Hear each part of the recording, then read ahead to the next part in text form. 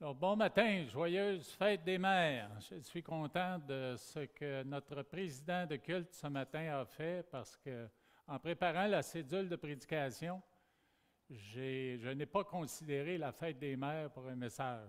Je continue tout simplement mes enseignements dans 1 Timothée, mais il y a un lien quelque part. Il y a un lien. Amen. Alors, je voudrais commencer ce matin par un témoignage pour honorer les mères en honorant ma mère. C'est un souvenir qui m'est revenu ce matin alors qu'on parlait de l'amour des mères, qui était exceptionnel. Grand, mais pas aussi grand que l'amour de notre Dieu Père. Alors moi, je considère que l'amour d'une mère sur la terre, l'amour d'un père sur la terre, les deux combinés ensemble n'arriveraient pas à se comparer à l'amour de notre Père céleste. Mais c'est quand même exceptionnel, l'amour d'un père et l'amour d'une mère. Et je veux justement souligner un souvenir. Je me rappelle, j'étais à l'école secondaire, et puis c'était en période hivernale. Et puis, nous allions à une école qui était peut-être à 1,5 km de chez nous et nous allions à pied. Et ce matin-là, il faisait particulièrement froid. Et puis, en sortant dehors sur le balcon, j'ai vu que le laitier était passé. Et puis, dans ce temps-là, on livrait le lait dans des contenants en verre. Là, j'essaie de me rappeler, est-ce que c'était des 2 litres ou des 3 litres, ça?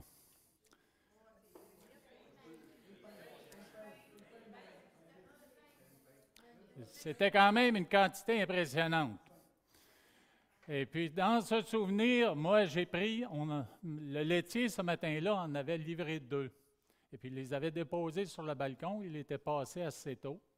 Alors, moi, j'ai pris les 2 contenants par les poignées de plastique sur le dessus, là. Puis, quand je les ai levés, parce qu'ils étaient distancés l'un de l'autre, ils se sont frappés ensemble. Mais il n'est rien arrivé là. Non. C'est en entrant dans la maison avec le changement de température que les 2 ont éclaté. Puis ça s'est déversé sur le plancher. Et j'avais à l'intérieur là, une misère qui s'est installée, une culpabilité incroyable. Parce que je savais que financièrement, ce n'était pas facile pour mes parents. Et je venais de gaspiller tout ce lait-là qui était destiné au restant de la semaine, peut-être 3 ou 4 jours. Et puis ma mère, elle m'a embrassé tout simplement avec le lait au milieu du lait sur le plancher. Puis elle me dit, là qu'il faut que tu ailles à l'école, je vais m'en occuper. Alors c'est un souvenir qui montre la compassion, la bonté et l'amour d'une mère pour un jeune qui venait faire une grosse gaffe. Alors oui, cet amour-là, il est grand. Et puis, de la même manière, nous devons honorer, comme c'est le cas dans le passage de ce matin, puisque nous parlons des anciens, dans l'Église, il est question d'honneur aussi. Alors, nous allons le voir un peu plus loin dans le passage, mais vous voyez ici à l'écran 4 exhortations concernant le leadership de l'Église. J'ai changé le mot qui était impératif, je l'avais changé pour conseil, mais le mot conseil était trop léger. C'est vraiment une exhortation ou des exhortations qui sont fortes, très fortes, de la part de Paul pour son disciple Timothée, qui était en charge d'une église à Éphèse où il y avait différents problèmes au niveau de la direction et du leadership de l'église. Alors, je vais lire les textes que nous allons travailler ce matin ensemble, et puis après avoir un mot de prière avant d'en faire les commentaires, avant de faire l'enseignement proprement dit.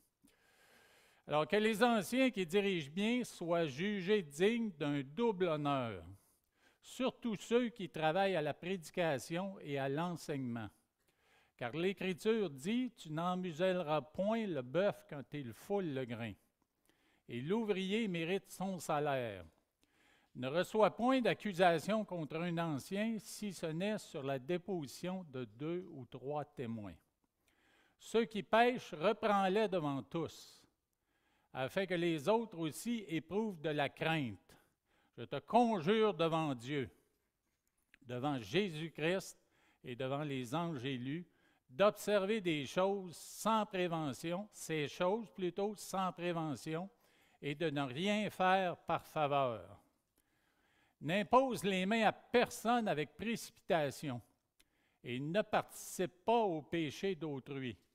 Toi-même, conserve-toi pur, ne continue pas à ne boire que de l'eau, mais fais usage d'un peu de vin à cause de ton estomac et de tes fréquentes indispositions.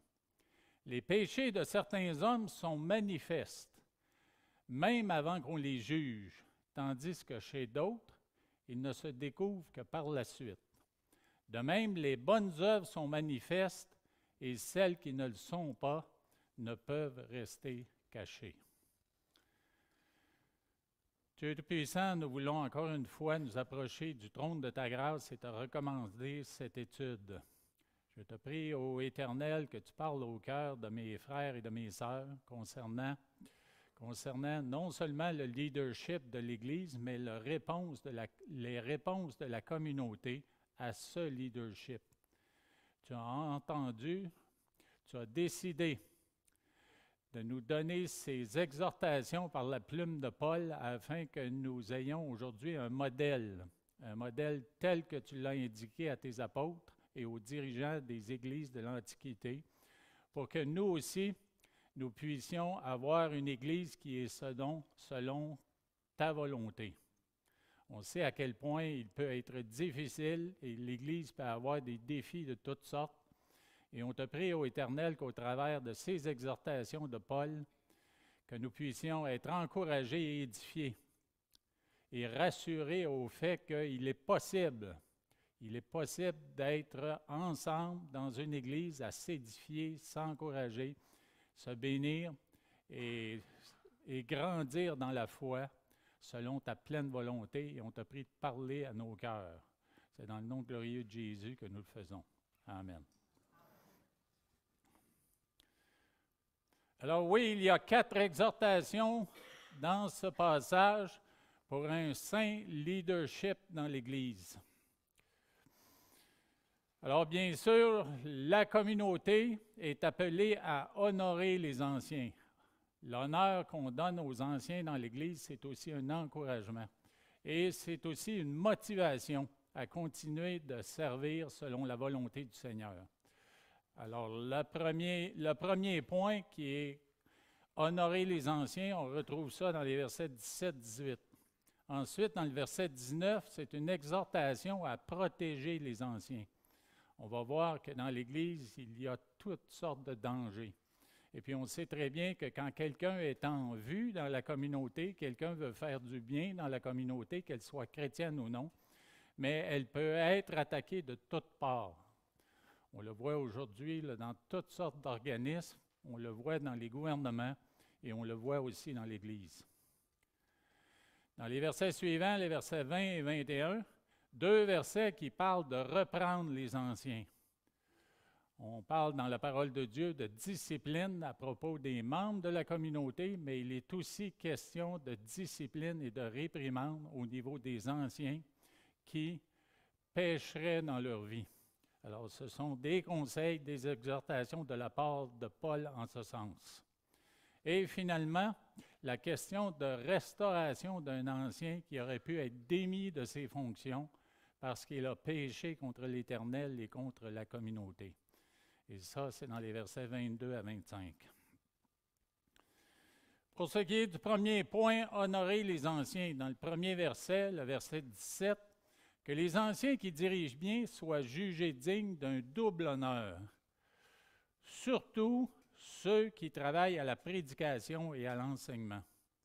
On sait très bien, puis moi je l'ai découvert en servant dans l'Église, non seulement comme enseignant à l'éducation chrétienne ou encore à la jeunesse, mais surtout en enseignant le dimanche matin ici devant toute la communauté, à quel point c'est un ministère qui est exigeant, un ministère qui est difficile, un ministère dans lequel il faut s'impliquer grandement si on veut faire la chose entièrement selon la volonté de Dieu. Dans Philippiens 2, 29, il est écrit « Recevez-le ».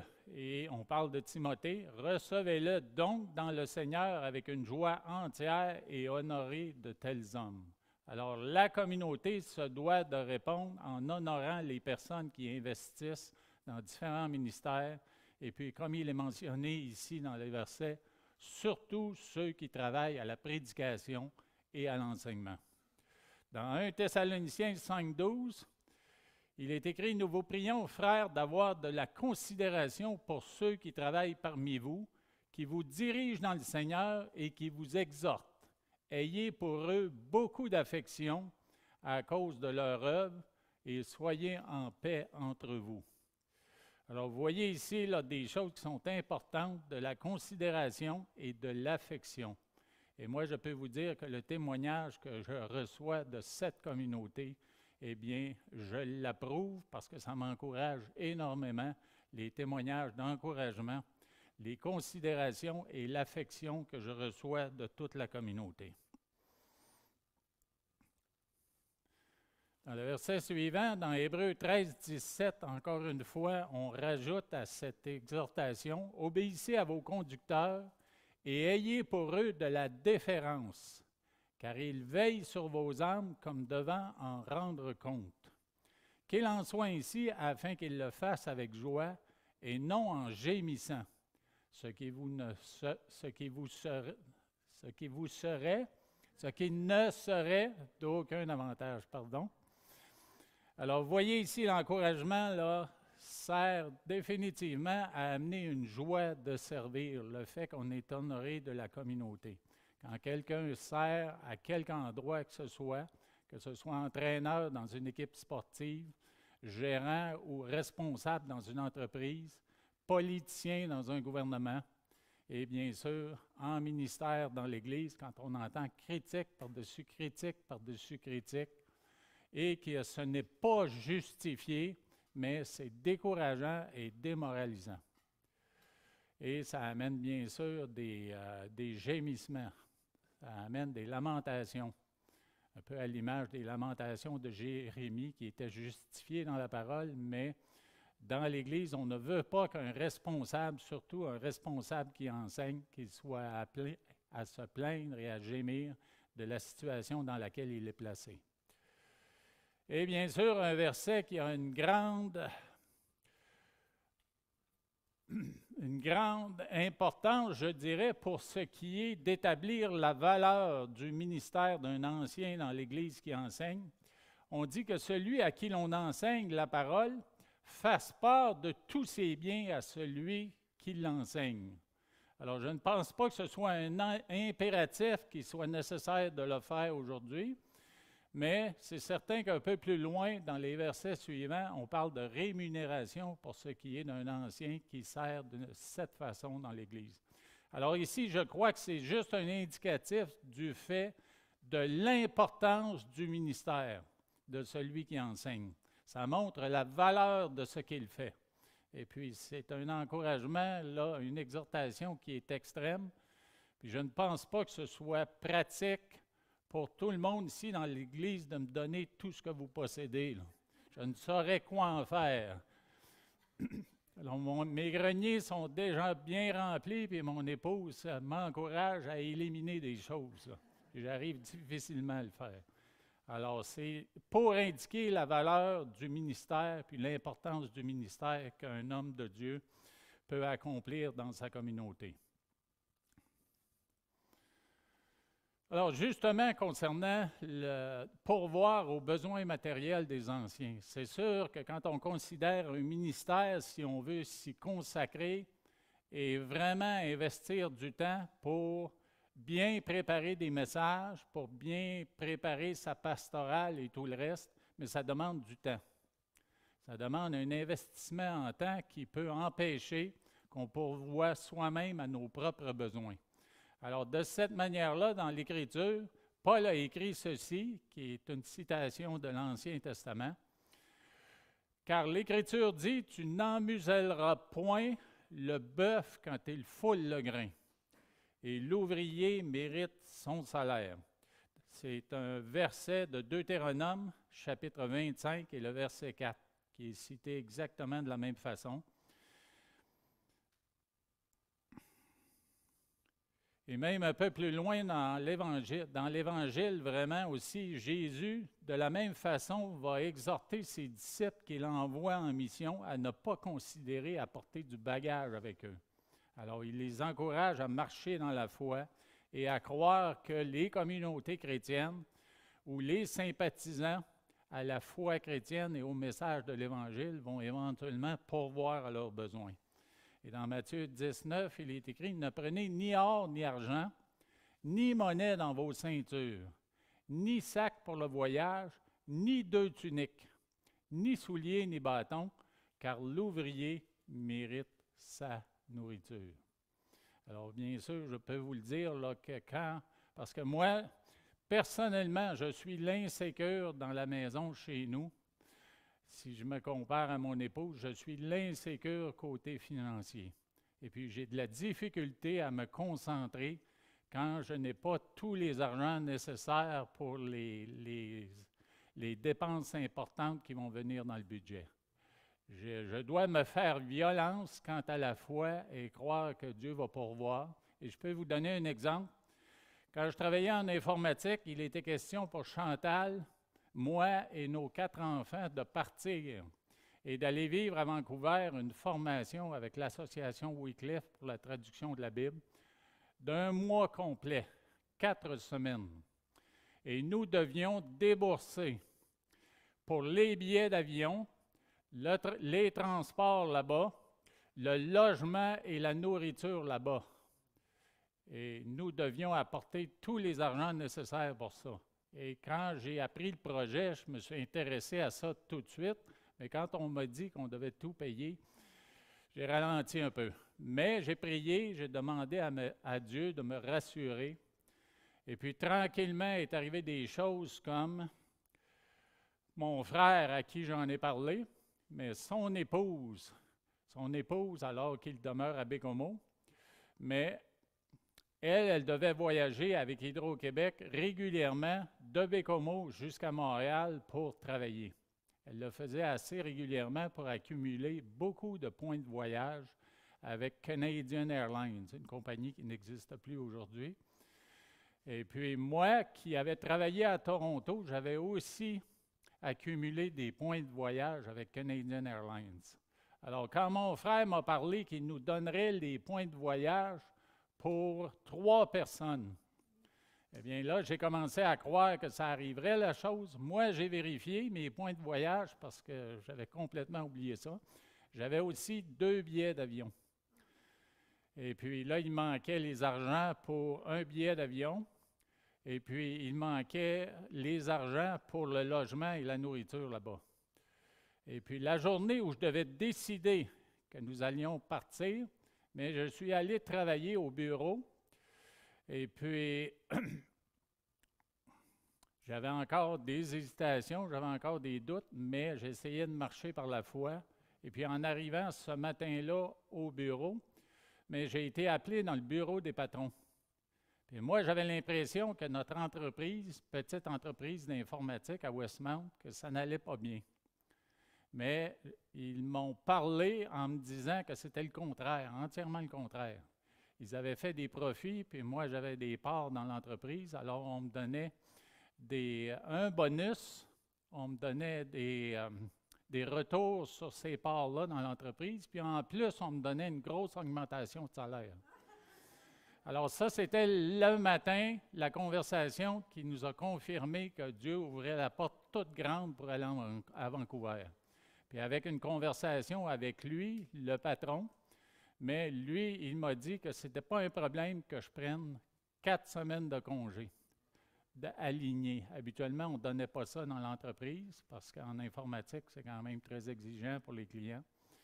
Alors, la porte était grande ouverte pour ça. Dieu avait pourvu à tous ces besoins-là.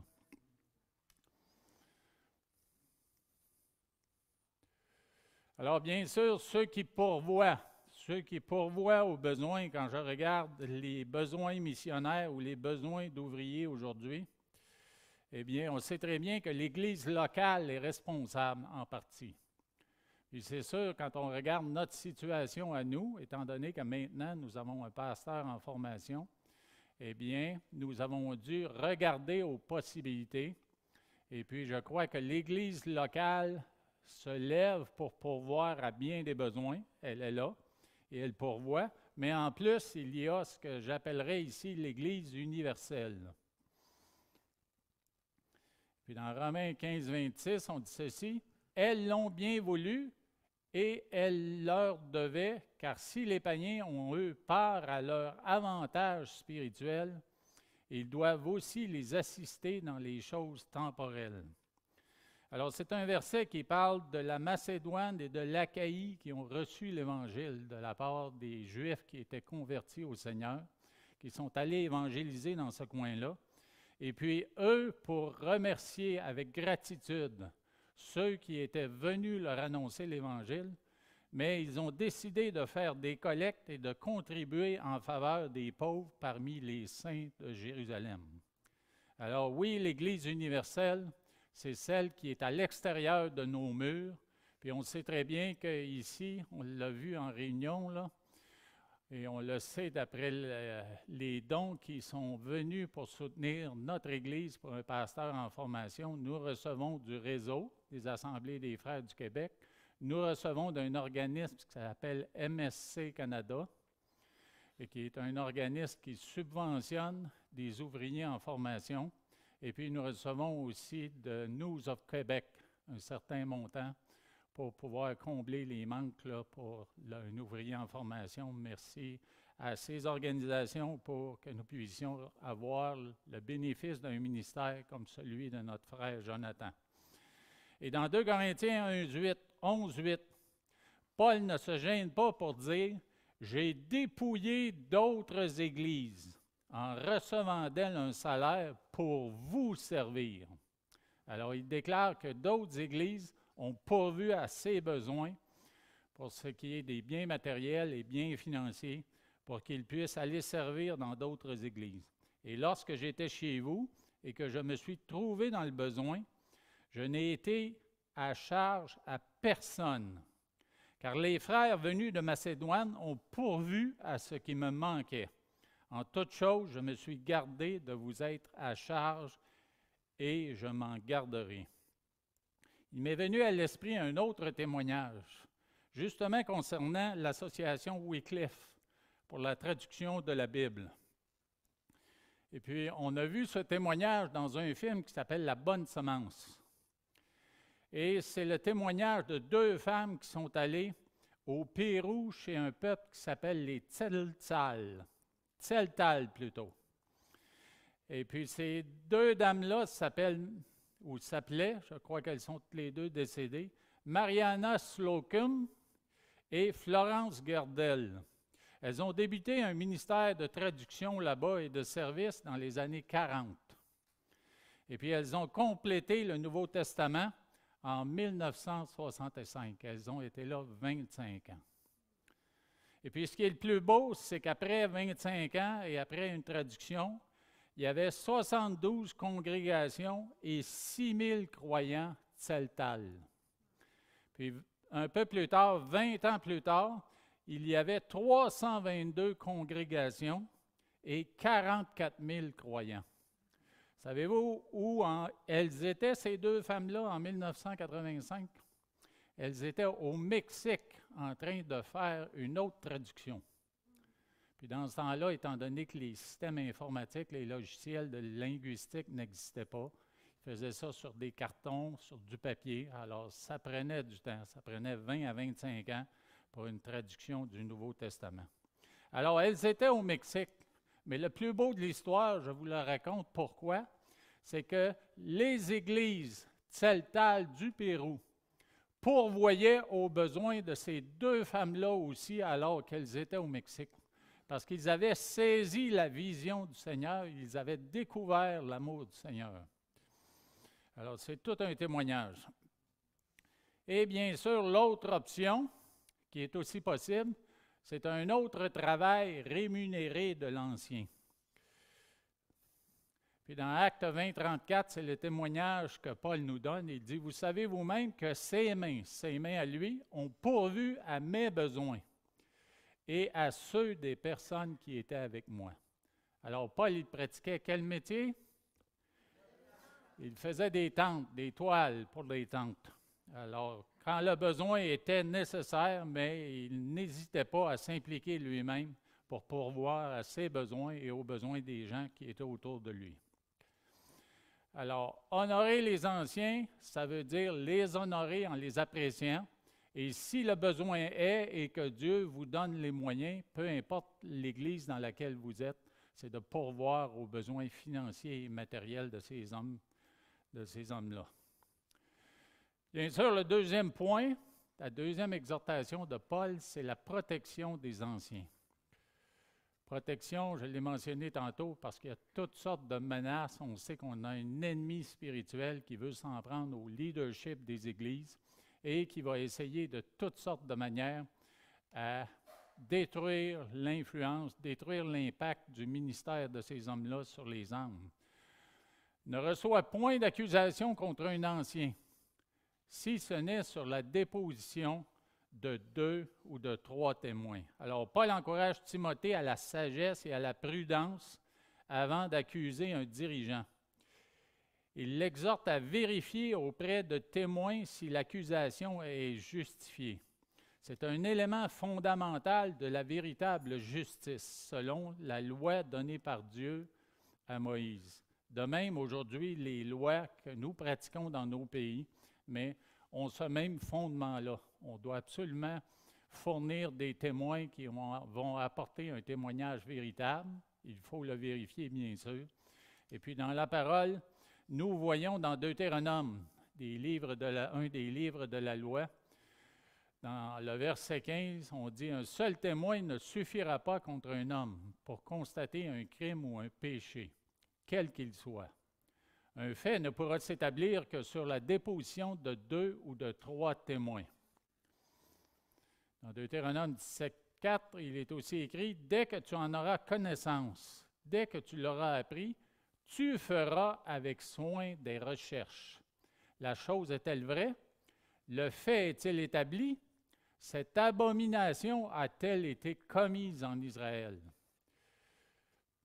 Et puis, dans Deutéronome 19, 18, il est écrit « Les juges feront avec soin des recherches.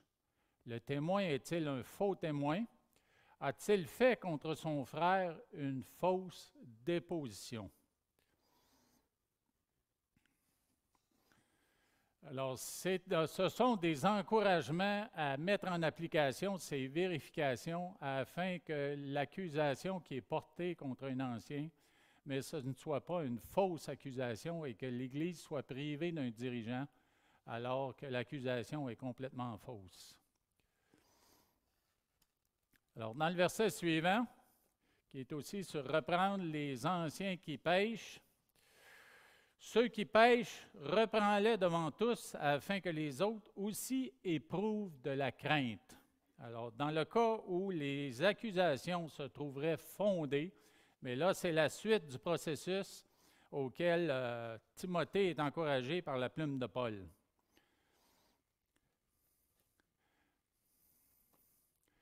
Dans le Proverbe 9, le verset 10, il est écrit « Le commencement de la sagesse, c'est la crainte de l'Éternel, et la science des saints, c'est l'intelligence. » Alors, on voit dans ce proverbe que l'objectif pour ce qui est d'amener des hommes et des femmes à obéir à la parole de Dieu, c'est la crainte de l'Éternel dans le sens du respect. Pas la peur, pas une peur injustifiée, mais une révérence et un respect de l'Éternel. Et c'est là que commence la sagesse.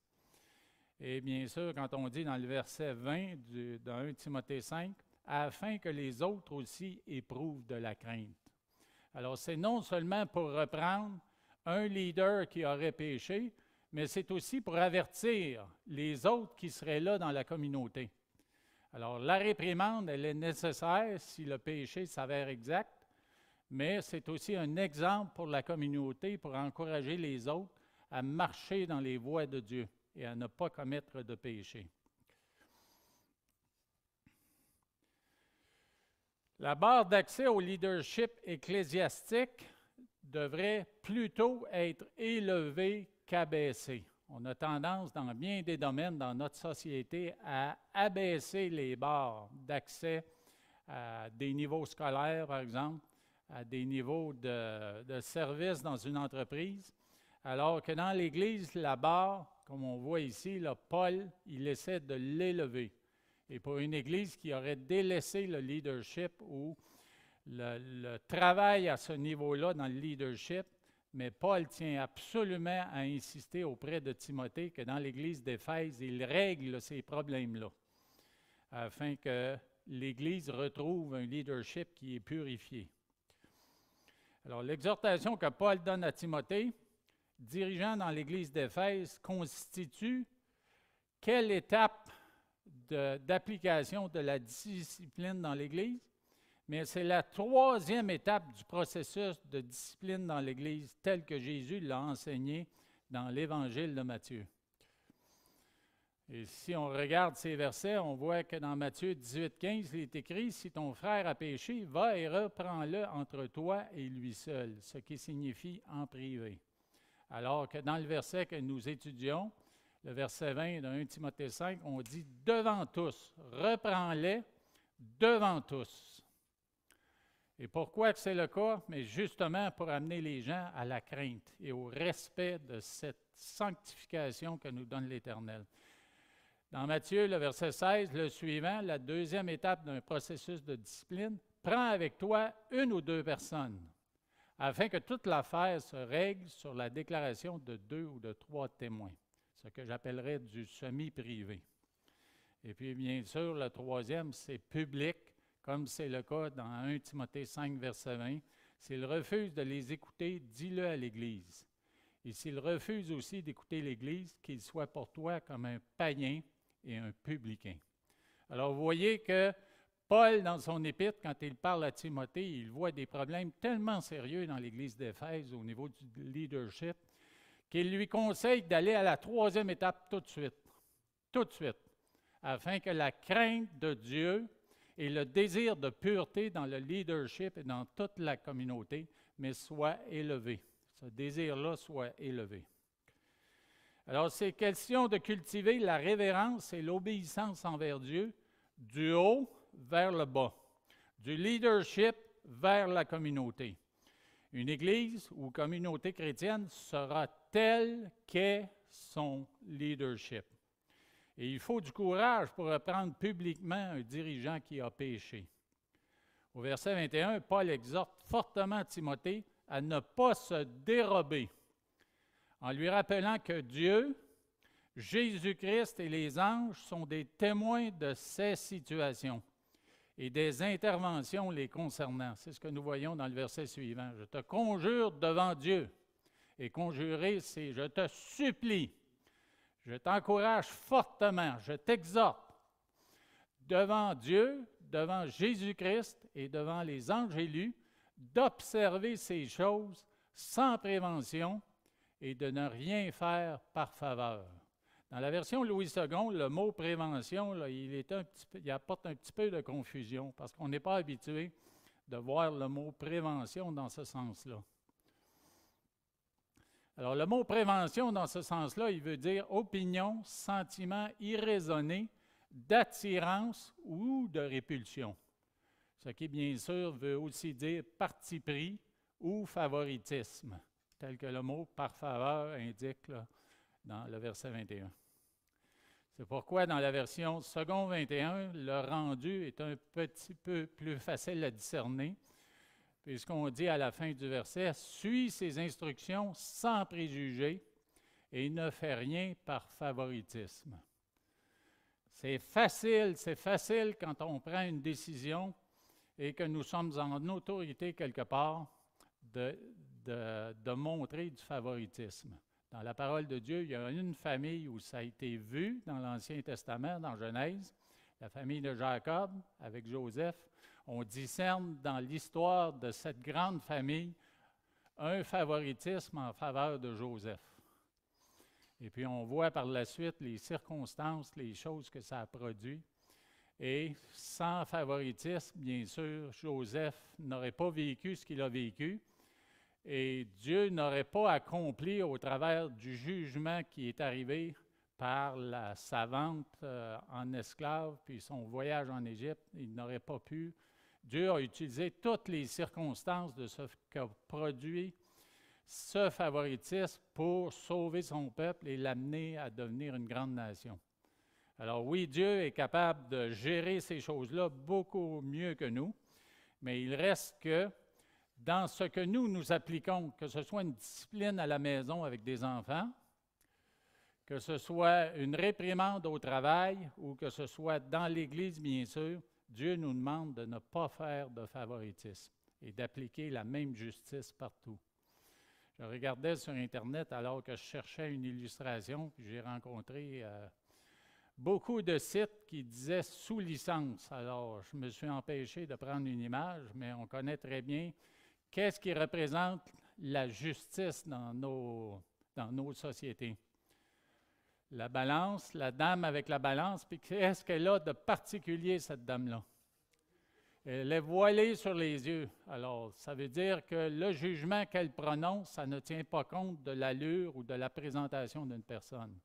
Ça montre une justice qui est aveugle, une justice sans favoritisme. Et c'est ce que nous devons garder à l'esprit quand vient le temps d'appliquer une discipline dans l'Église, que ce soit pour un ancien ou que ce soit pour un membre de la communauté. Alors, vous voyez ici qu'il y a 2 étapes dans ce verset. On parle de suivre des instructions et on parle de ne rien faire par favoritisme.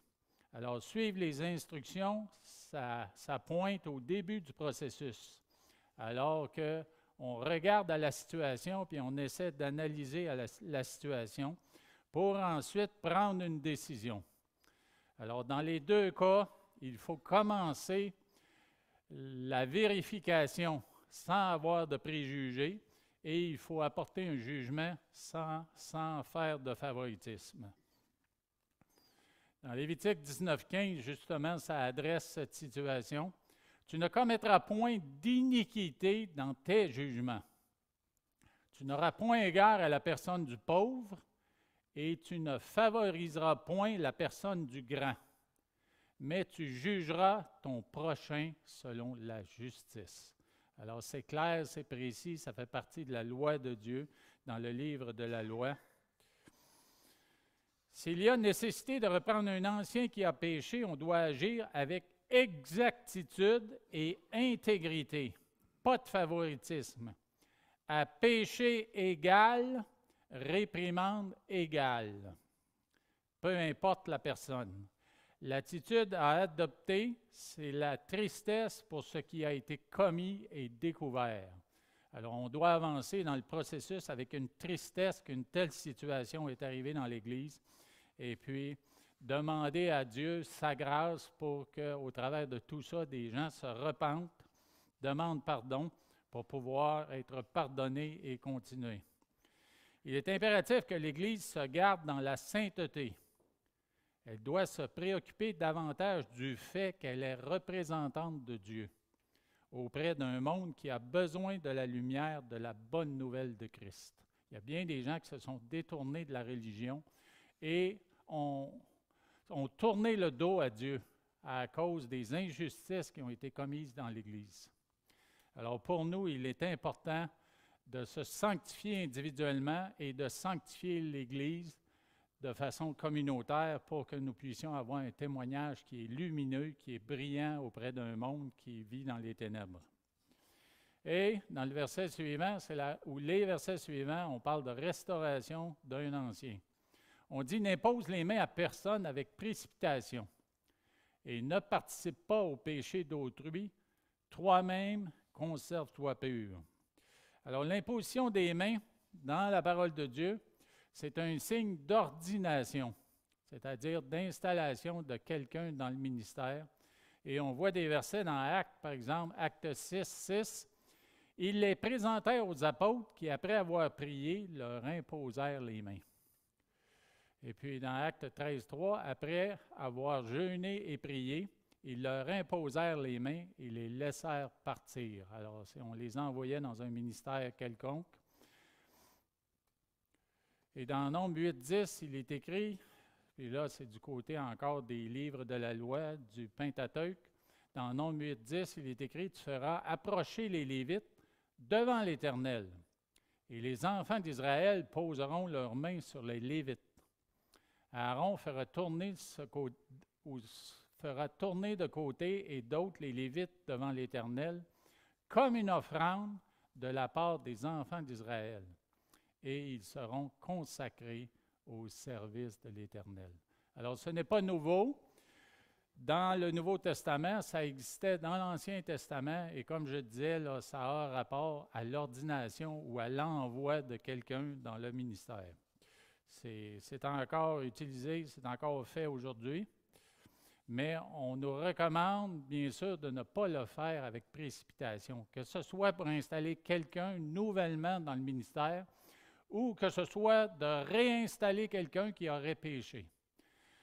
Mais ici, là, Timothée, il est encouragé à ne pas faire ça avec précipitation, mais à s'assurer qu'il n'y aura pas de problème par la suite.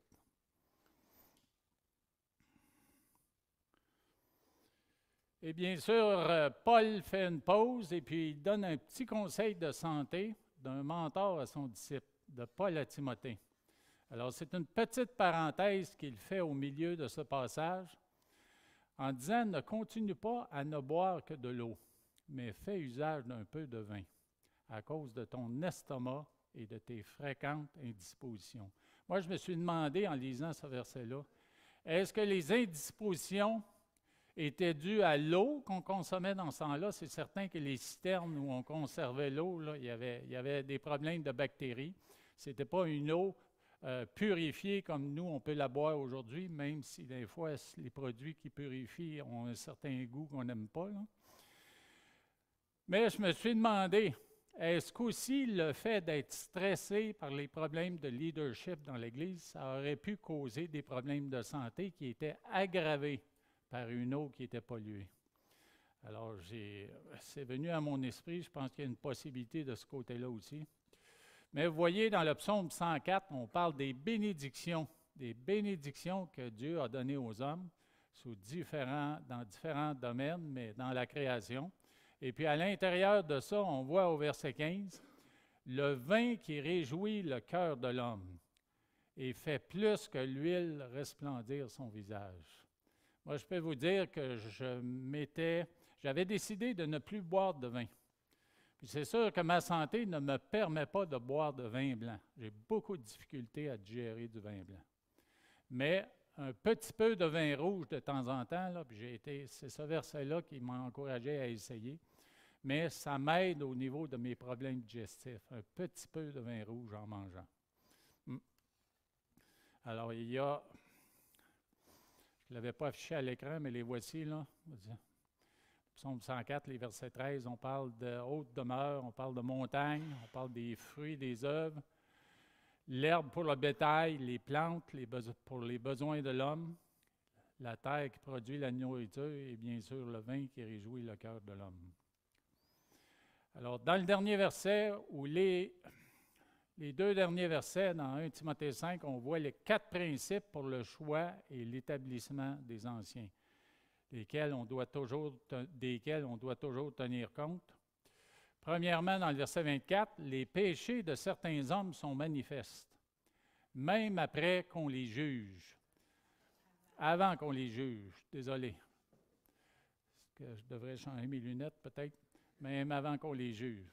Alors, c'est bien sûr, la façon que c'est écrit, ça fait référence à une évidence même.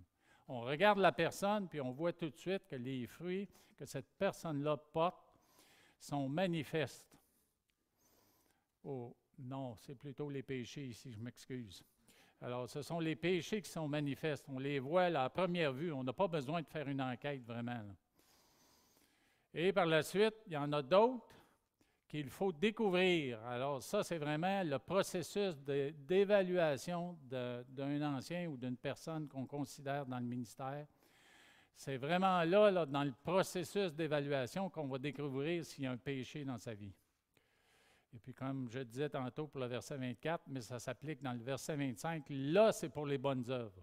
Quand elles sont manifestes, on peut les discerner, on peut les voir tout de suite. On n'a pas besoin de faire des fouilles profondes ou des recherches qui durent longtemps, là.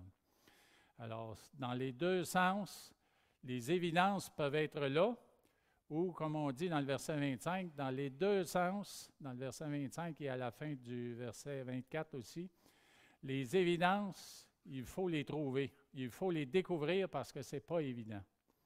Alors, ce sont des encouragements que Paul donne à Timothée concernant l'Église d'Éphèse. Et nous, on doit en tenir compte dans l'Église chrétienne évangélique des Moulins à Terrebonne, et toutes les églises devraient tenir compte de ces exhortations et conseils de Paul dans les épîtres pastorales pour qu'on ait une Église en santé et un leadership sanctifié, purifié et en santé.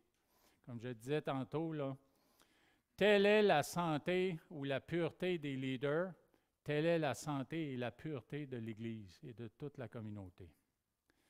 Alors, le lien avec les mères, bien sûr, le voici, c'est que les mères sont en première ligne pour ce qui est de former des futurs leaders dans l'Église. Je sais que pour beaucoup d'entre vous, les enfants sont déjà adultes ou sont en passe de devenir adultes, mais pour les autres et pour les grands-mères aussi, vous pouvez influencer vos fils ou vos filles à devenir des personnes qui vont influencer ces jeunes-là à saisir le flambeau que Dieu veut donner à des hommes pour servir dans l'Église et devenir des anciens qui sont forts dans leur être intérieur, qui sont convaincus de leur foi en Jésus-Christ, qui sont convaincus du rôle que Dieu veut leur assigner, afin qu'ils puissent entrer dans cet appel-là pour servir. L'Église a besoin de leaders. L'Église a besoin d'anciens afin qu'elle puisse être en santé telle que le Seigneur veut l'avoir. Alors, je vais terminer là. Je vais encore vous faire un cadeau de fleurs. Et on m'a dit qu'il y aurait des fleurs à la sortie. Alors, je vous invite à en prendre une. Et je vous remercie d'avoir été ici ce matin, en cette fête des mères, d'avoir pris ce temps d'écouter la parole et de venir adorer avec nous. Terminons en prière. Oui, Seigneur, encore une fois, on veut te remercier pour ta merveilleuse parole. Tu es un grand Dieu, un Dieu tout-puissant, et tu nous as donné les éléments, les choses qui sont nécessaires à une vie individuelle de chrétiens engagés, une vie individuelle de chrétiens convaincus de notre foi en Jésus-Christ qui est mort à la croix pour nous. Et tu nous donnes les éléments aussi pour une Église, une communauté qui marchera dans tes voies en pleine obéissance à ta parole pour nous édifier et nous encourager les uns les autres. On te remercie pour les conseils que Paul a donnés à Timothée afin de l'encourager à réviser et à corriger le leadership de l'Église d'Éphèse. Pour nous, c'est important de considérer les principes, les exhortations que tu lui as données, afin que nous aussi, nous puissions avoir dans cette Église un leadership à l'image de Dieu, à l'image de Christ, pour une Église en pleine santé spirituelle qui grandit dans la foi, non seulement en nombre, mais aussi en qualité de caractère. Alors, merci Dieu pour ta parole. Merci parce que tu nous aimes à un point tel, ô Éternel, qu'on ne peut même pas le décrire. Alors, pour toutes ces choses, on te rend gloire dans le nom glorieux de Jésus. Amen. Soyez bénis, frères et sœurs. Messieurs, bénissez vos épouses.